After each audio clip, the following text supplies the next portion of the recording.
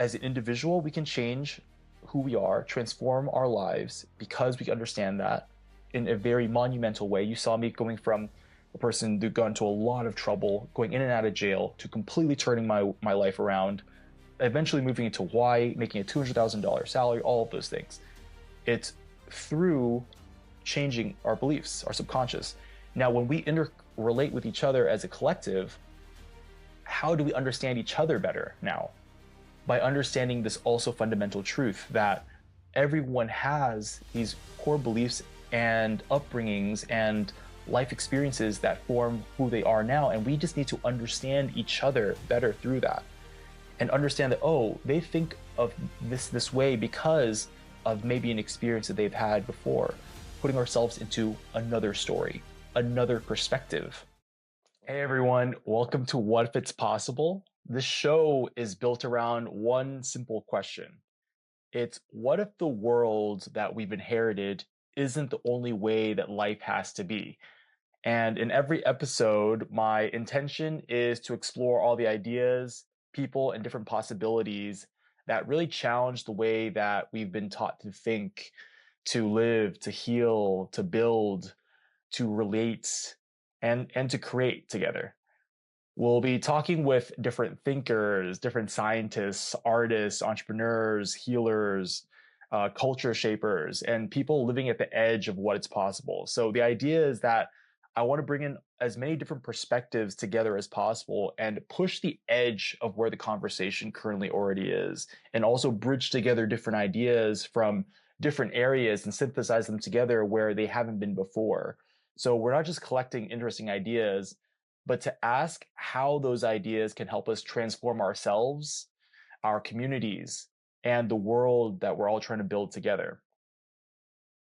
Because sometimes I think transformation doesn't happen by just hearing the same idea over and over again or louder.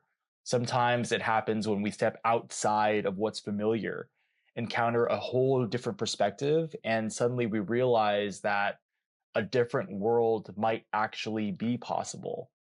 So welcome to the show.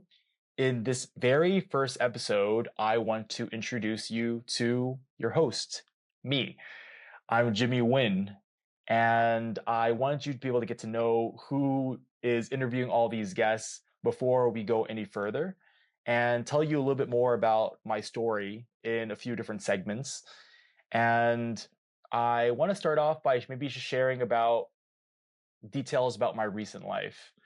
And about a year and a half ago, I was living in a high rise in Honolulu, Hawaii.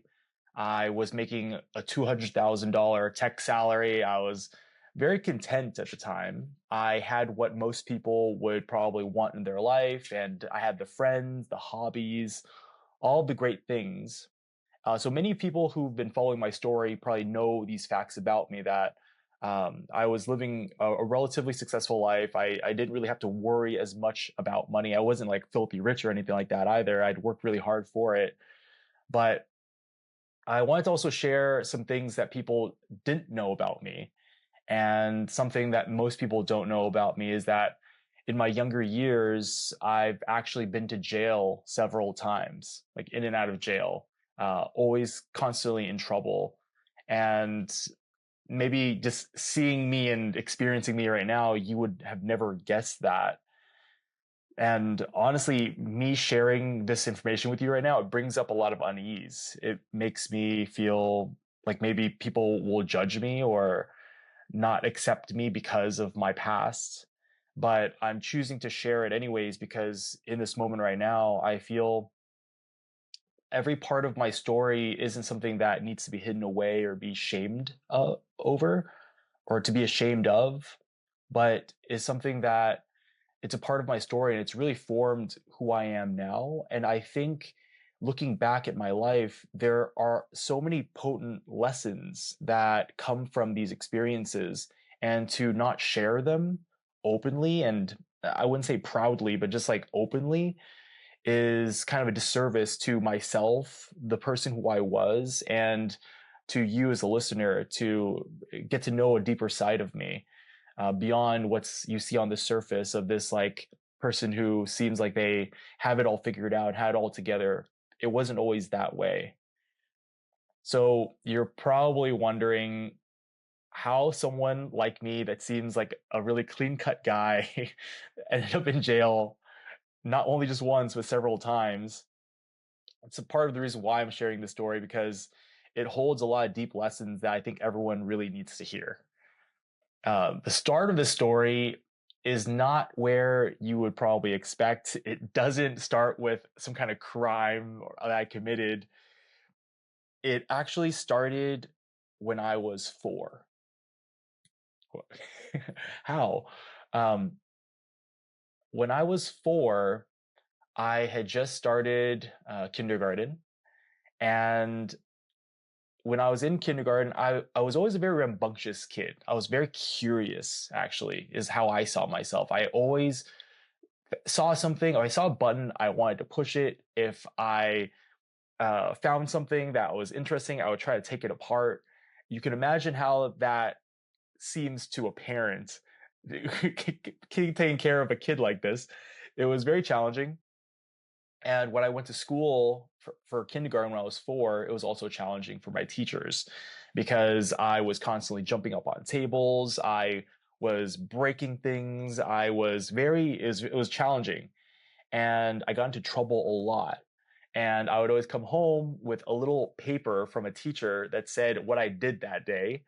And my parents at the time did not know what to do. And these are stories that were told back to me, by the way, because I can't fully remember all of these stories at that age. But my dad at the time thought it was best that I be punished. And back then, our family believed in corporal punishment as an Asian American family.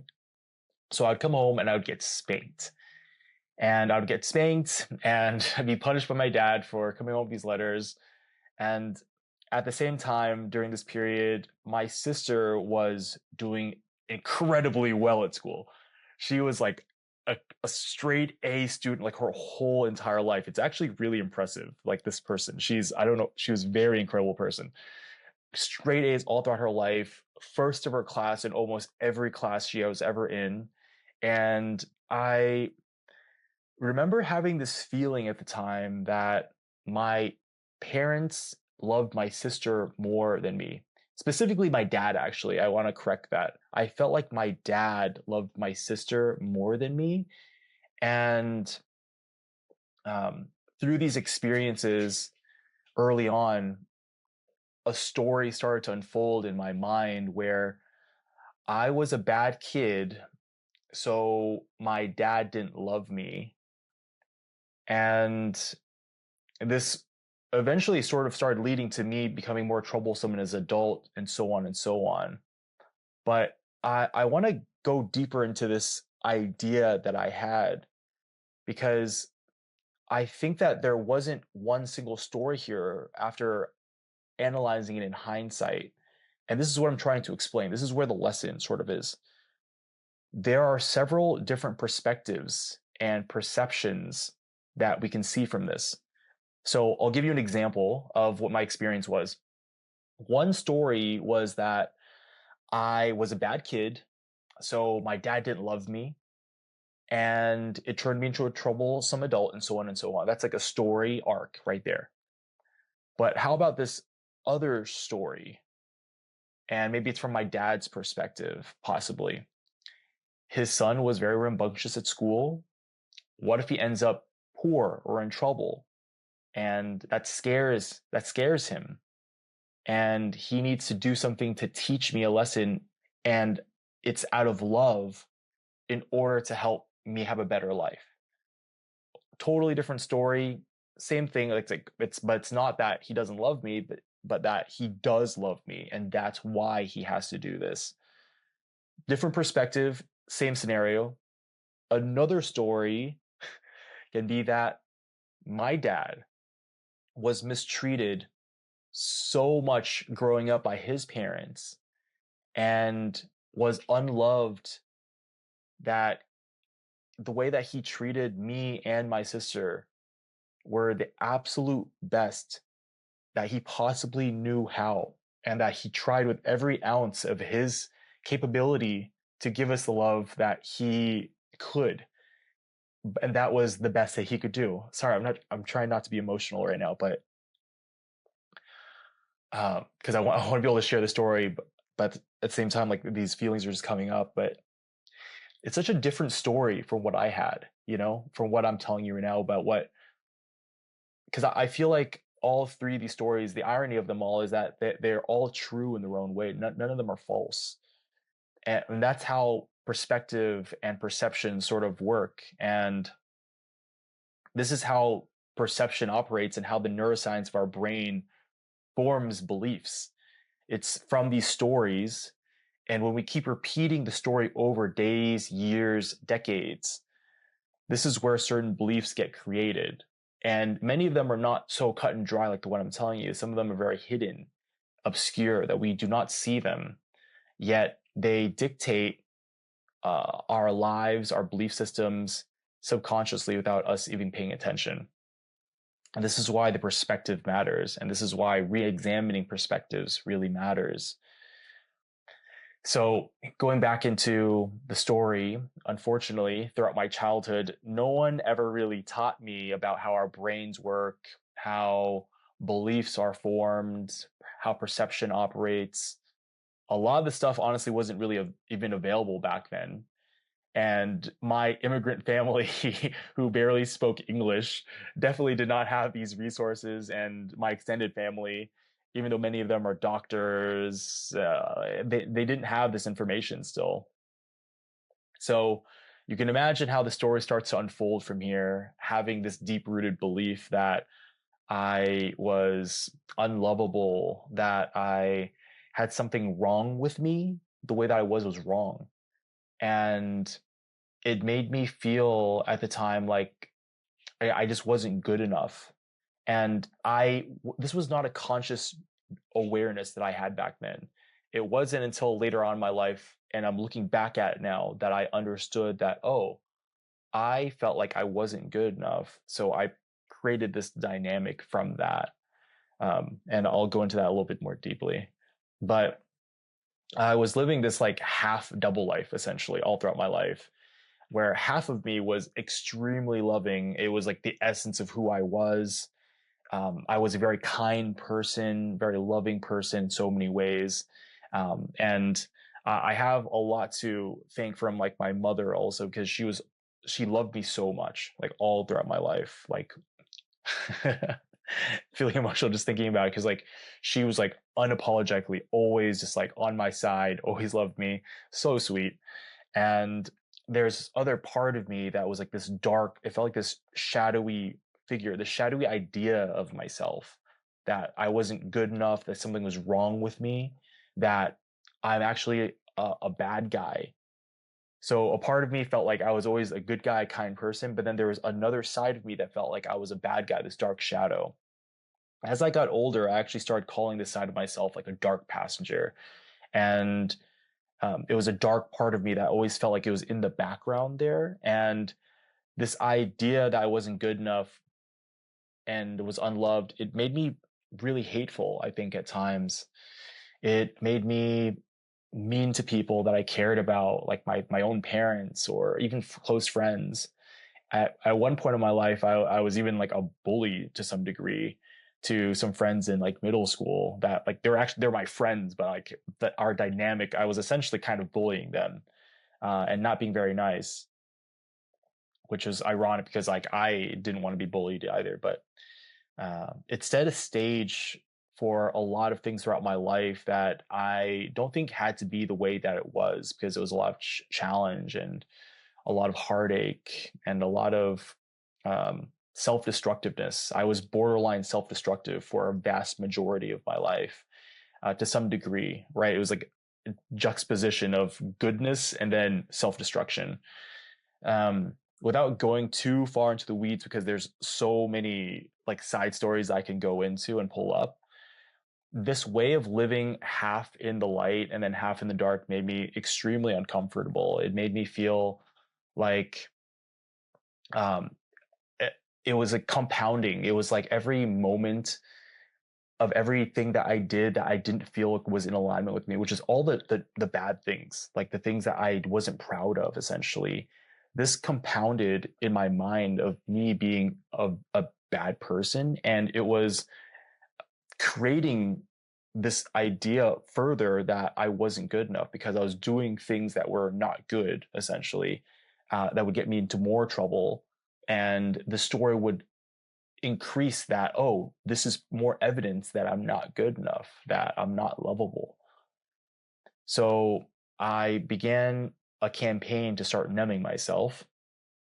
And I created this idea that I wanted to, start trying alcohol, trying weed, exploring different substances.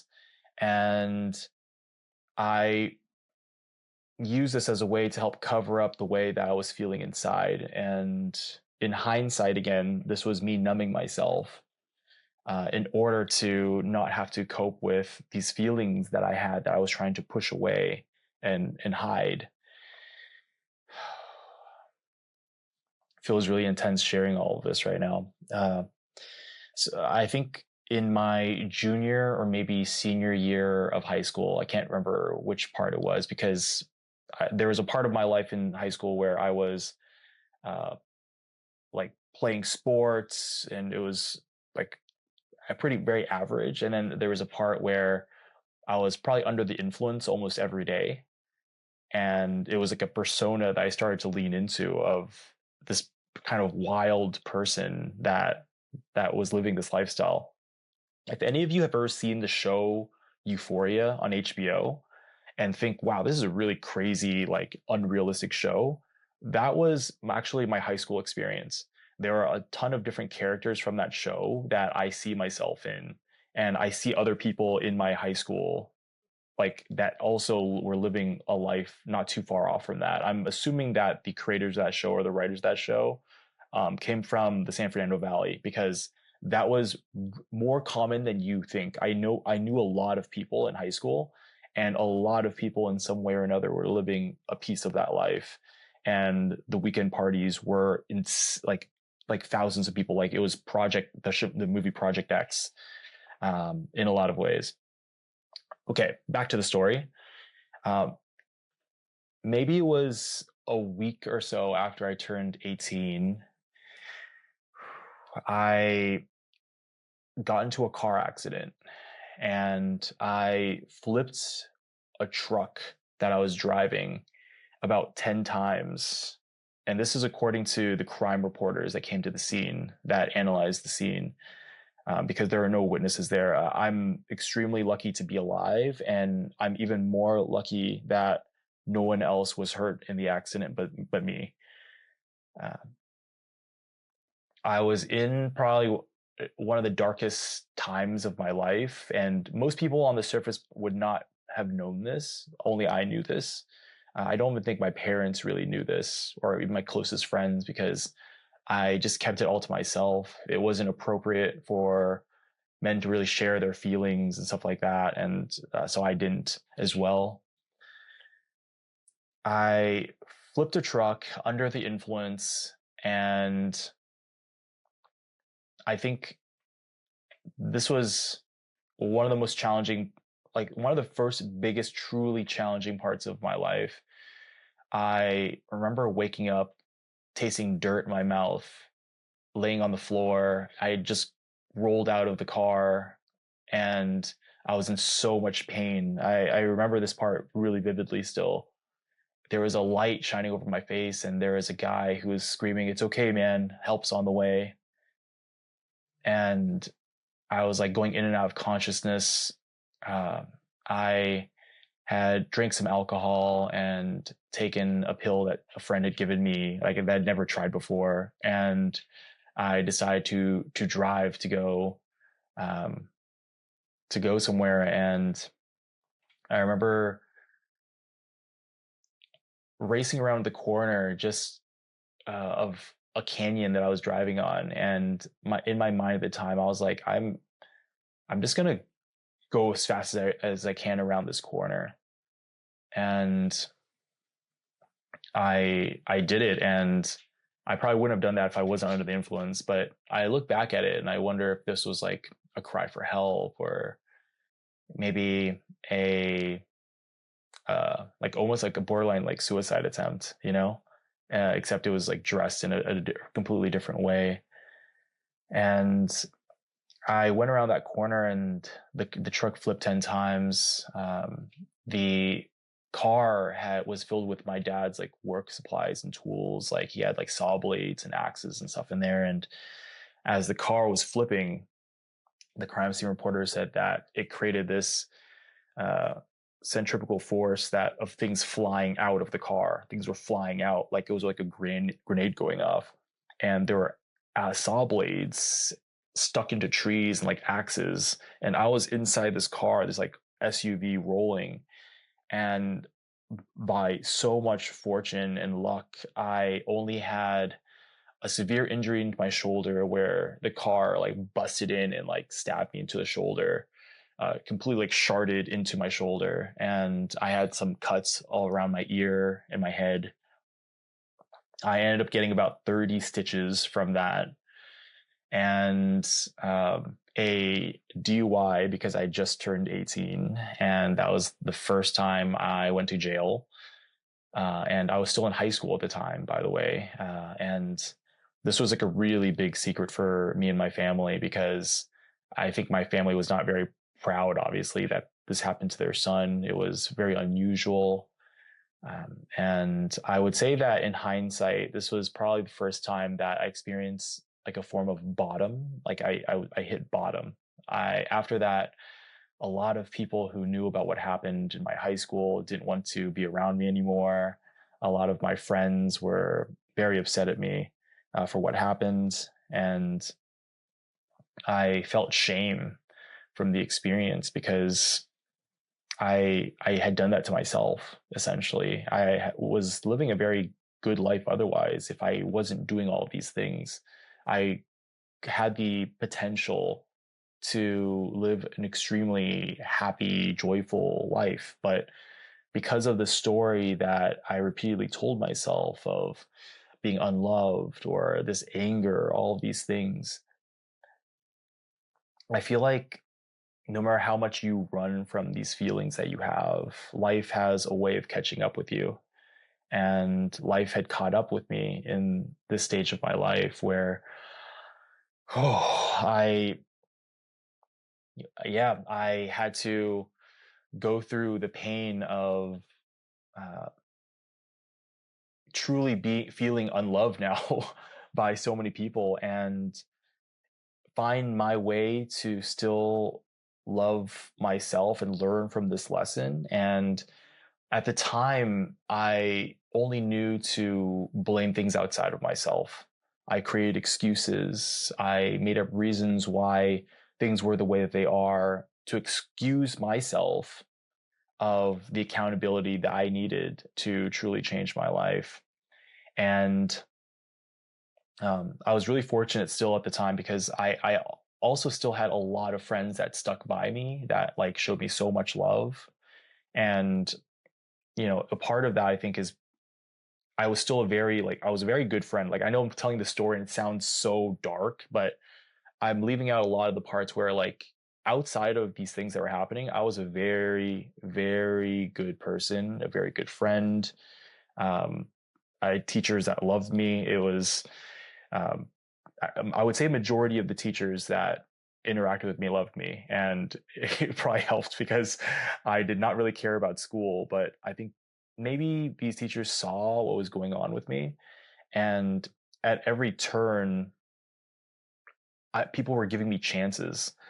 And if any of my teachers from school or principals, whoever here are listening to this, I just want to thank you so much for always giving me a chance, because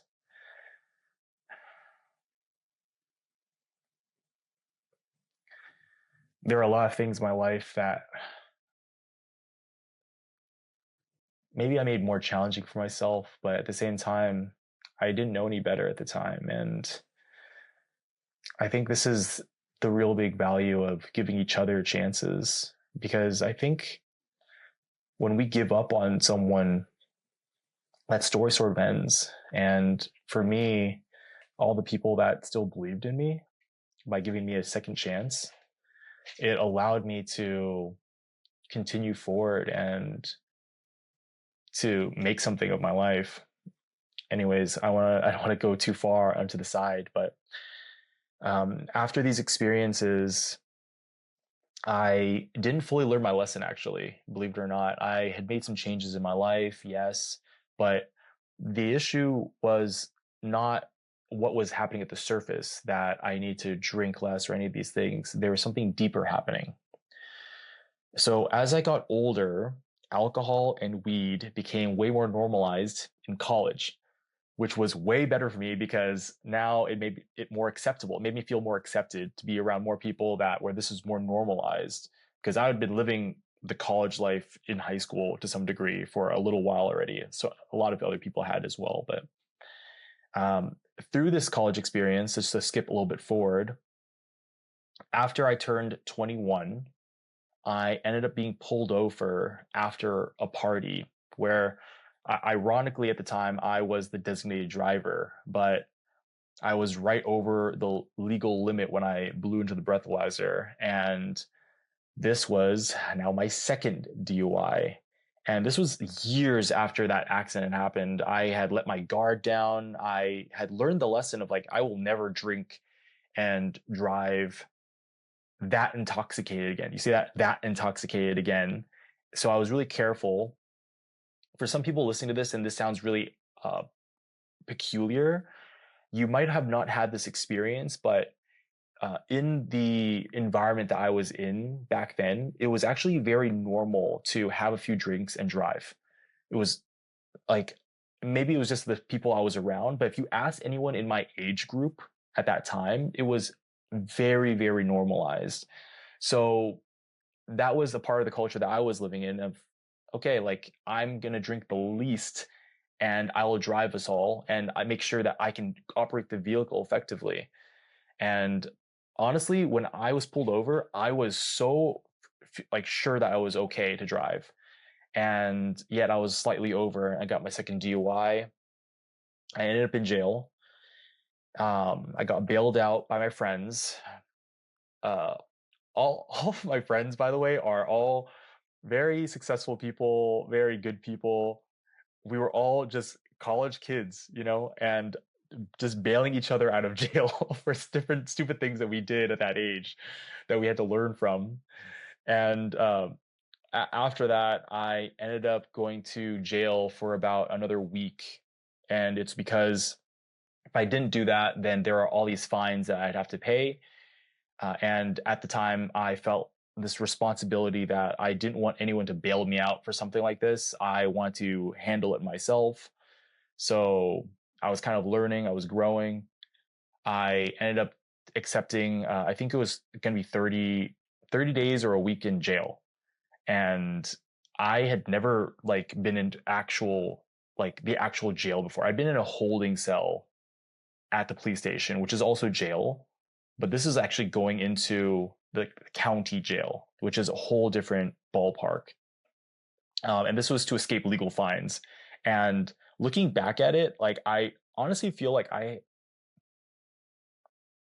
was a courageous person. I feel this is a feeling I have about myself because I was literally in different cells, different rooms being processed. If you've never been to jail before, I'll tell you about the process. You first go into a cell with all sorts of people. Not everyone in the cell is there for a DUI like me. Some people are there for hardened crimes like murder or whatever, and they are back in jail again for something else that they were caught up for. So you're in a mixed group of people, and it is kind of serious. It's tense. And when you are being processed through the system, there are multiple rooms that they take you to, and they keep mixing you up with different groups of people. And the prison guards look like they are World Wrestling Federation, WWE, roided out, crazy looking people that I don't know how they like got that job, but that's how all of them look like that, majority of them. And I remember literally talking to a lot of people when I was in the different cells. This is the thing about me. I love talking to people. I love talking to strangers. I'm also a very nice. honestly, at my core, I know you're hearing all these stories. I'm a very, very, very nice person. And so people like talking to me and I like talking to people. So I started befriending all these guys, these like hardened criminals, this guy who was in that I'm pretty sure has maybe killed several people before. And I know this sounds really crazy, but I also want to give you a whole different perspective that when I talk to these people, I just recognize that they're all just people, honestly. And they were all just trying to find their way through life and to get by. And they ended up in situations that they did because of the stories that they had about their life and the different experiences that they had to experience, leading them to there. So just wanted to drop that there to give you a different perspective on judgments that you might have about criminals and if you think that they're a nuisance to society or anything like that. I'm just kind of projecting some possible ideas that come up, but everyone is just trying to figure out life. And they had a bunch of different experiences that you might have not had that led them to do the things that they felt like they had to do, or they felt unconsciously led them to do. And I'll go into more into the unconscious beliefs that we hold that lead us to the things. And you already see a few different unconscious beliefs that I held that led me to a lot of the things that I did in my life. So I ended up going to jail for a week. They took us to a few different cells, and it's like a moral code that everyone holds in there. Snitches get stitches, essentially. You don't talk about things that you see or experience. And I saw and experienced a lot of different things. I'll just summarize it at that gave me the sense that there is an internal justice system that happens amongst criminals, even in jail. And amongst the guards, there is a turn a blind eye to things or help enable things if it benefits them in some way. And that's all I'll have to say. And you can read your own documentaries about what happens in jail on your own. But honestly, the jail experience overall, I would say it was not a bad experience, at least for me. I know it sounds really funny, but going through the experience, yes, the processing was the worst part. Once I got into my cell, all the white people all go together. All the Hispanic and Latin people all go together. And all the African American, Black, and Asian people all go together. And these are the groups that you stick with, and you do not leave your group. And the group protects each other, essentially, from everyone else. And so it creates this automatic system where no one messes with you, because if they mess with you, they're messing with a huge group of people that will back you up. And that keeps everyone feeling safe, essentially. So you're trying to find ways to feel safe. So I was with all the Black people, all the African American people, and I'm the only Asian guy in this whole group, by the way. Eventually, there was another Asian guy that joined the group, like towards the very end, but I was the only one for most of the time. And the whole time, everything is systematized. You have a breakfast time, a lunch time, and a dinner time, and the whole day revolves around those times, essentially. Because those are the only significant things that are happening. Otherwise, you are just like sleeping in your bunk, or you are trying to talk to people. There are little checkers and chess games that people play with each other. People are also very creative in there. Like, people were using threads from their clothes to create jewelry so they could wear like a cool chain still in jail. Which is hilarious to me. But they were really like people were wearing things that looked like actual crucifix that they had weaved together using string and stuff like that. People were giving each other tattoos. I didn't see this myself, but people were giving each other tattoos using like tape recorder sets and stuff like that. Like, they somehow figured it out, which is, again, super creative. In jail, I actually ended up befriending a lot of people in jail. A lot of people liked me. I liked them. We were talking about all sorts of things, ideas. I got so many different perspectives from a whole different like walk of life that I didn't fully experience from my more sheltered Asian American lifestyle. They had experienced a lot of different hardships and places that I hadn't experienced. And we would do this playing checkers or chess. And this is not like a nice chess set or checkerboard, by the way. It was like we had to use pieces of paper for certain pieces because they didn't have enough pieces, but we made it work. And I was really good at chess and checkers, so people did not like playing with me. I kept like playing with people, and eventually people got like so bored and tired of playing with me. There was this one guy who started playing with me who was new, and he was so good too. And me and him were like going back and forth at each other playing the game because he knew how to play. Like he was good at it, and we had the most interesting conversations. And I still look back at that experience, and I feel like me and him would have been like good friends or something like outside of that context. Like we were in jail like friends, but I remember saying like, oh yeah, let's try to keep in touch afterwards. I never saw him again.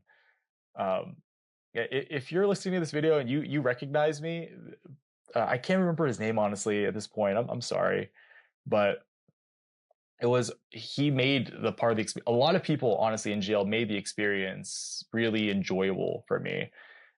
There were things we would do like late at night before bedtime. Like everyone would save little ingredients that they had from their meal throughout the day, or they'd buy from the commissary. Like you have to buy, like if you want chips, for example, you had to buy from the commissary with money. So we'd save all these things, and at nighttime we would get a big plastic bag, and everyone would throw in one item or a few items that they had saved, maybe a bag of jam, a hard-boiled egg, potato chips, or hot Cheetos, or a top ramen, and we would mix it all up in this bag and make what we called spread. It was called as jailhouse spread, is what it's called, and we would all share and split portions of that and eat it together. And when you don't have the ability to have things that you want in life, when you don't have your sense of freedom and agency, when you are missing and lacking things that you've always had available to you, any little thing is such a blessing. And that was something that I learned from this experience that was so deep, is that how much I cared about freedom. And once you don't have freedom is when you realize how much you love it. And through that experience, without having my true freedom, I realized how incredibly important freedom was for me. And that'll play into a much deeper story into this whole podcast. But through this experience, I also realized how something so simple like a little taste of sweetness or jam or an egg or top ramen could be so like nourishing when you don't have anything like that. Because every day we're eating baked beans and a hot dog, and literally sugar water was what they were feeding us. And it was not very healthy, and we were struggling. It was a struggle. So now let's leave the jail story for a little bit. Eventually I get out. After a week, I get let out for good behavior, and the jails are so overpopulated in America that they have to let people out extremely early. So instead of staying there for a month, let's say, I got out in, I think, a week, and which was cool because I didn't have to deal with severe legal fines, and now I could get out. And so now I'm out of the system, and the whole point of me sharing this story with you is that after I got out of jail, I had a DUI, which meant I could not drive a vehicle anymore. And I was still in school at the time. I was just about to, on my way to like working towards my degree at the time. It was extremely slow process. I did not like school. I did not enjoy it. Um, I it was challenging. It does make it easier that I was partying like so much the whole time. And something that I didn't expect happened because I could not drive to work. I could not drive to school. I was a tutor at the time. After I finished high school, I became a tutor. So ironically, even though I was not a very good student and I was getting into so much trouble, I was able to teach myself calculus and algebra again in college so that I could teach kids. So I became a tutor. I was helping high school students get higher scores on their SATs so that they could get into a better college. This is extremely ironic because I showed up with my SAT exam with like a calculator that ran out of batteries, and I barely paid it. I took it once just to get it done for my parents. And later on, I ended up becoming a tutor that taught kids and helped kids get higher scores so that they could go to better colleges. Really, really wild stuff. Through this experience, I just learned how my mind operates a little bit more and how I need to learn things. But that is I digress. So in order for me to go to my tutoring classes to teach these students and teach these kids, and also be able to finish my degree, I could either take the bus or maybe have a really hard time, because back then my classes were all scattered all throughout the day. The college that I went to, Cal State Northridge, they gave priority to students who were freshmen or seniors in college, first year or fourth year. And if you're in between, you're getting screwed and you get the last pick of classes. So it made it really difficult to graduate a lot of the times. So my dad was so worried about me dropping out of college and not finishing my college career that he offered to start driving me to class, because he's an entrepreneur. He can kind of decide his schedule and he could do this. I was really shocked because I just didn't expect this from him. And for a few months, I think it was like 3 months to finish out that quarter, he drove me almost every single day. He would either skip work or he would move his schedule around to drive me. He would drive me to school, and on days where I would finish relatively quickly and would need to go somewhere else afterwards, to work or wherever, he would park his car underneath like a tree somewhere and wait for me. And he did this for several months. And the reason why I'm telling you this part of the story, because it ties back to everything we've talked about the stories that I believed, was that it now gave me a different picture of the story that I had about my dad, how what he thought of me. And it was through this experience, ironically enough, it was like a really traumatizing, intense experience, getting a DUI, going to jail, all these things. Like I was experiencing bottom. And the person that showed up for me was my dad.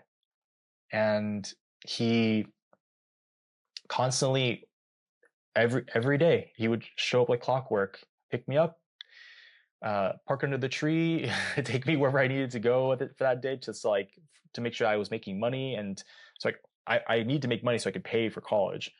And then that I was going to the college classes so that I could finish this degree that I'd been working on. Through this experience, I learned one critical thing that I did not ever know before. And that was that my dad actually really did love me. And that maybe the story that I had was something that wasn't true fully. So it created healing. I started to heal from this experience.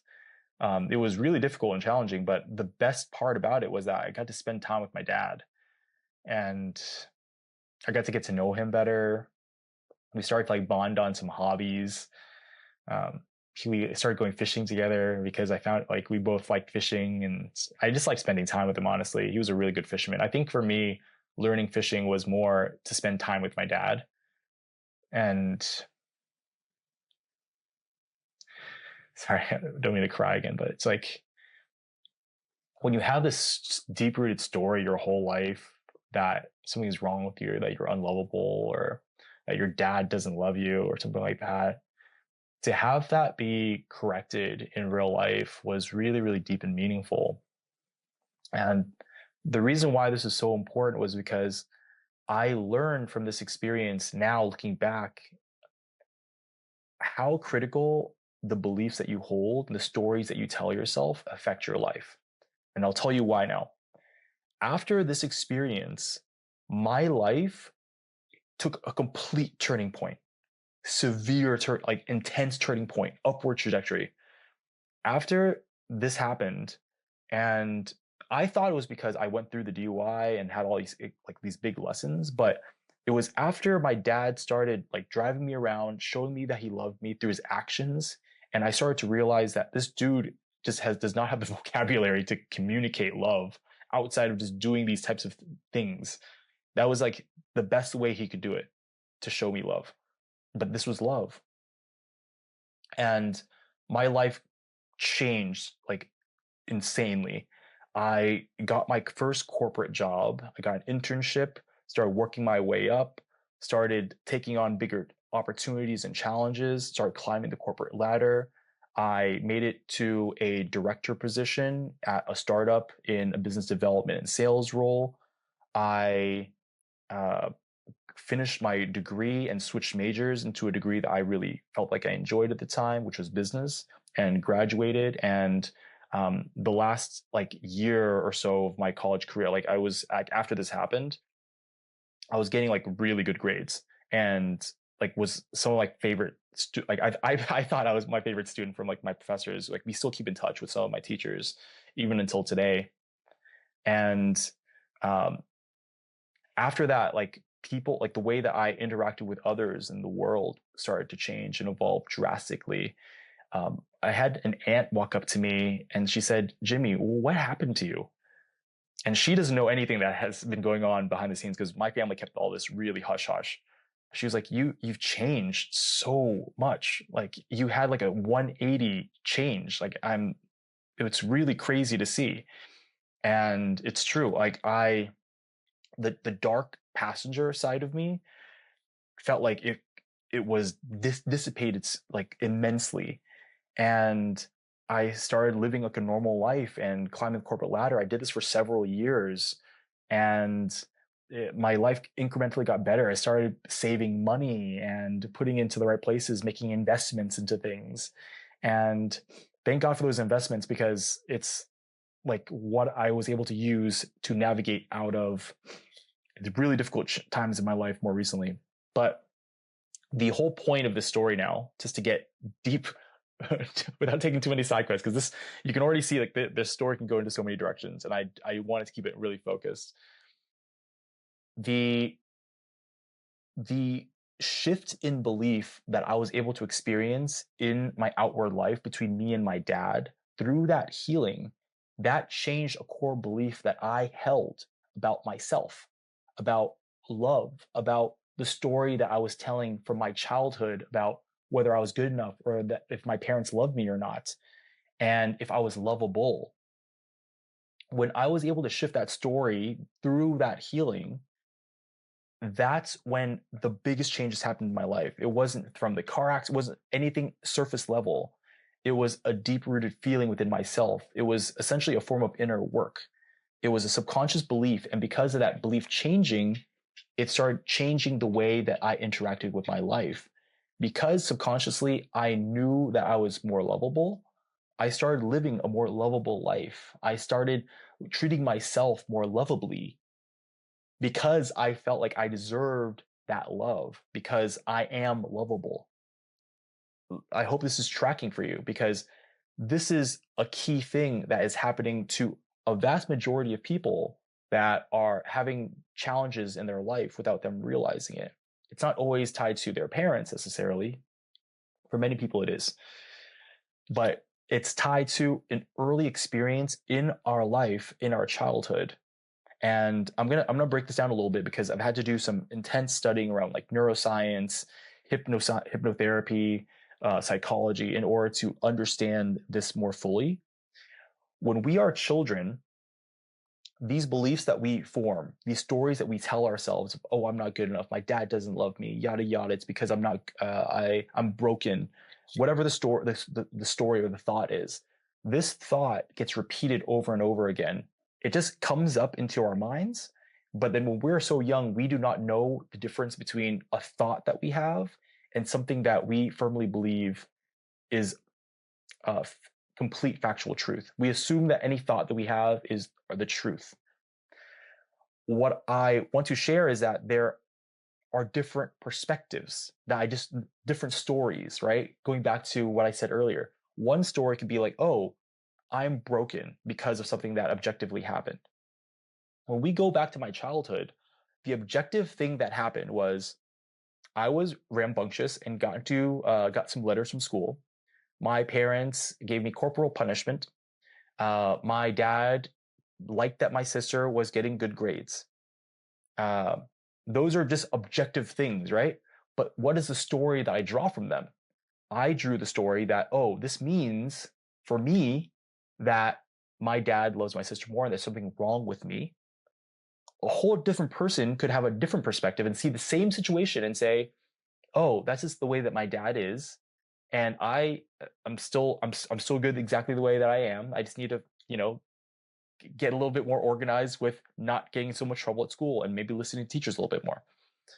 Different perspectives, same scenario, same objective facts, but the story and the meaning and the perception that we have around it, the perspective completely shifts it all. So to dive into this more, in order for all of us to understand ourselves, each other, and the world at large more effectively, we need to understand this first fundamental fact that our perceptions and our past experiences are now dictating the way that we see the world, the way that we engage with the world. And this could be something that happened with our parents. This could be simply coming from a culture where maybe we had less growing up. Because of that experience, that now changes our perception of the world and how we organize and how we engage with the world. So when we can understand that and we have questions now in our current life where we're like, why is my life the way that it is right now? How can I change this part of my life or this experience that I'm having? It feels like this keeps happening to me, or I'm stuck in this place. We can trace the roots back. It's less about trying to change something in our current environment right now, like just doing something more, doing something less. When we can take something as simple as self-destruction, like what I was doing before, just as an example, so we could have one clear example, and trace it back to where the root of that comes from, where that belief is formed. This is what subconscious work is all about. This is what people do in theta healings, subconscious reprogramming, neurolinguistic programming, hypnotherapy, even talk therapy touches on this slightly. It's like going back to the story and bringing us to peace with it and bringing awareness to what was going on. All of this comes back to one core place, and that's our subconscious. And our subconscious controls a vast majority of our actions. It controls our breathing. We don't think about breathing very frequently. It runs all the systems in our body. It makes decisions before our mind can even consciously choose something. This is all based on science right now. So when we can understand this, we can trace back things that are happening in our current life deeper back to our subconscious, back to a story that we held earlier on in our life. So the reason why I'm sharing all of this, because this is where this podcast, this show is rooted on. It's based on this idea that all of the previous ideas and concepts that we hold as individuals come from our history, come from our past, and they form our beliefs, they form our stories, they form the repeating thoughts that we hold now today because of those old beliefs. Now, when we can understand that, how does that affect the collective, interrelational relationships? How do we engage with other people and they engage with us?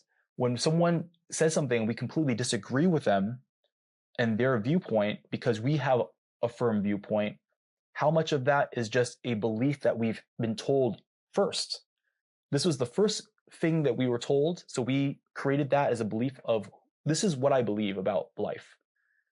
If we had been told something else earlier on, that would now form the new belief that we have about life. Or do you follow me? So when we can understand that all these form from just our experiences of the past, and that dictates who we think that we are now and how we relate with others and why we disagree with others on certain things, we can now get a sense of, wait, there is a possibility that just because I had a different experience is the only reason why I'm disagreeing with this other person. So when we can understand and hold loosely the belief patterns that we've had before and the thoughts that we hold versus and understand that they have the exact same thing going on where they have these beliefs and patterns and thought loops that form from their past experiences that lead them to where they are now. Now, as an individual, we can change who we are, transform our lives because we understand that in a very monumental way. You saw me going from a person who got into a lot of trouble, going in and out of jail, to completely turning my life around, eventually moving to Hawaii, making a $200,000 salary, all of those things. It's through changing our beliefs, our subconscious. Now, when we interrelate with each other as a collective, how do we understand each other better now? By understanding this also fundamental truth that everyone has these core beliefs and upbringings and life experiences that form who they are now. And we just need to understand each other better through that and understand that, oh, they think of this way because of maybe an experience that they've had before, putting ourselves into another story, another perspective. Because when two people butt heads, for example, now, if I meet someone and I don't agree with them on something, it's usually because, oh, this person just is small-minded and they cannot get on my page. They cannot see the greater truth of life, for example. But what's a different story? Perhaps they've just had experiences that lead them to where they're at now, why they have that belief to begin with. Maybe they had a lot of experiences where their life was very safe and sheltered, so they didn't have to experience a lot of struggle. So for them, life is very easy and straightforward. For someone who's had a lot of trial and tribulation, their perspective on life is hard, life is challenging. Like that's life. And they will disagree when they talk about it because they're like, I don't know what you're talking about. Life is hard. And they're like, no, life is easy. Both can be fundamentally true based on the different experiences. And we have to understand that no one is saying something because they are stupid or ignorant necessarily. It's because of the experiences that they've had. So to not judge them on the experiences that they've had that form their beliefs, we just need to understand, how do we come to the middle and understand where the beliefs come from both sides? And is there flexibility? And when we can understand each other's stories and walk in each other's shoes, so to speak, and have a different perspective, different perception, does that now change our collective experience of how we collaborate with each other and work together on things and see things from a different point of view that we may have never had before because of our limited perspective from our life? Maybe having a different perspective, like how I got to talk with these people in jail and give me a whole different perspective because of how they had to live their life, gives me a different perception of how I can alter and change my life, or new ideas about how I want to operate in the world. So when we have all of these understandings and we can collaborate better, understand each other better, get new perspectives and new viewpoints, all of our collective experiences are like these, imagine them as little strings. And when we can all now work together a little bit more harmoniously, these strings start to overlap and it creates this beautiful tapestry of life. Because it takes someone with the experience that I had, as well as experiences that all these other people had, to work together and bring in different points of view and understand each other and have these views overlap, but work towards one unified vision, one unified mission. This is how we can create an absolute amazing world. And the world right now is already amazing in so many different ways. But to improve and to continue to grow and have an even better world, it's all based on this core fundamental principle that I'm sharing with you. And that's why this first episode is based on that, because I need everyone to know that the way that you see yourself, even at a subconscious level, or the thoughts that you have, these are all based on something that is flexible and movable. And when you can understand that, this is what they call growth mindset, is understanding that at any moment we can redefine who we are. We can redefine, because we can redefine who we are, we now can redefine our collective experience, how we relate with other people. And when we can redefine how we relate with other people and collaborate, that also means that we can redefine the world that we live in.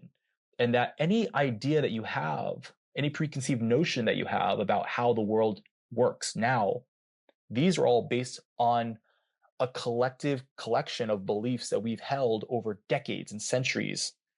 But what if all those things were just ideas that were presented earlier on that we hold on to and are forming the basis of reality right now, of the world that we live in right now.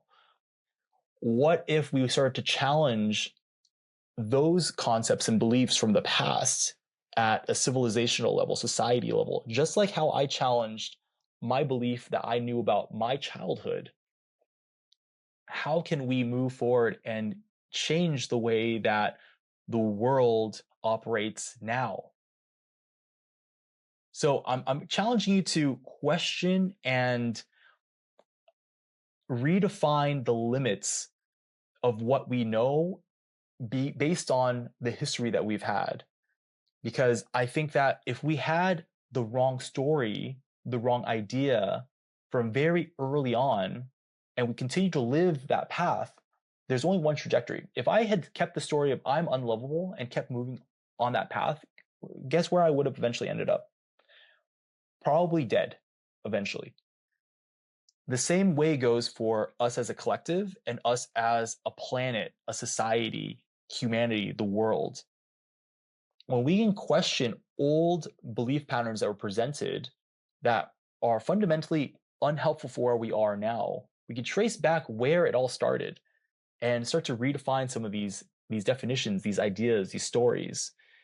And this is, in a very long-winded story way, what this podcast is really all about, what this show is all about, that I want us to explore.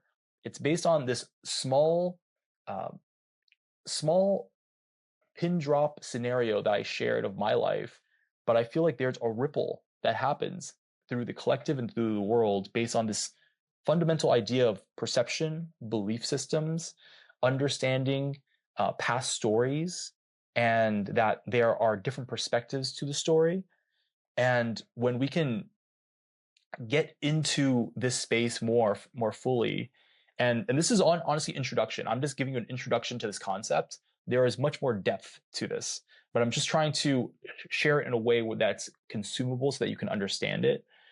But from this, I hope that we can continue further, and I'm going to be bringing together more experts that are going to be talking about the subconscious mind, the neuroscience of the mind. It's going to be based on science. We're going to explore spirituality as well. We're going to question a lot of the beliefs that are held in the past and explore how we can just, with curiosity, without judgment, without being like, oh, that's wrong or this is right, explore and be curious about what comes next, what surfaces or what ideas or concepts can be moved through to allow us to explore what if it is possible to truly transform ourselves as individuals, transform the way that we relate with others as a collective, how we cooperate, and transform the way that the world currently looks, and change in a really beautiful way what is possible for the future based on where we are now by questioning the past and these ideas and a lot of things that are echoed that might be the wrong story that we've held on to that actually is not even true or is incorrect, is a myth, in order to allow us to live happier, more fulfilled, and greater prosperity in the future is the goal. So I want to thank you so much for listening to this show, listening to me share my story. If this is relatable to you in any way, thank you so much. I would love to hear from it. Please leave comments and please subscribe to the show if you've found value in this and you feel interest in this show. This is going to be a weekly show, and I'm going to be bringing together a lot of different experts in different fields, a lot of different group conversations as well, where one expert in one field is going to speak with an expert in a completely different field, like an artist speaking with a scientist, and having them mesh their ideas and exploration together. It's going to be really interesting. I'm really excited about it. And I'm excited to continue forward and continue sharing more great content and continue more sharing these stories as well of my own personal journey, so that you can explore them together with me as well. But with that, I want to thank you so much and looking forward to speaking with you in the next show. If you liked it, like, subscribe, share with anyone who you think needs to hear it. That would really support my work, and I appreciate you so much. Sending you so much love. Talk to you again soon.